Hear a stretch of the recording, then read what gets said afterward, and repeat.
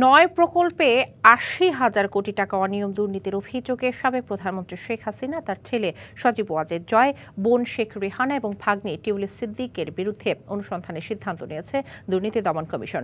দুদক জানিয়েছে, ক্ষমতাচ্যুত আওয়ামী লীগ সরকারের বিশেষ অগ্রাধিকার দেয়া ৯ প্রকল্পে ৮০,০০০ কোটি টাকা দুর্নীতির অভিযোগ পাওয়া গেছে। এরই মধ্যে রূপপুর পারমাণবিক প্রকল্পে ৫৯,০০০ কোটি টাকা এবং সরকারের আশ্রয়ন বেপজা সহ ৮টি প্রকল্পের আড়ালে ২১,০০০ কোটি টাকা দুর্নীতির অভিযোগ আনা হয়েছে, যেখানে প্রধান অভিযুক্ত হিসেবে নাম রয়েছে শেখ হাসিনার।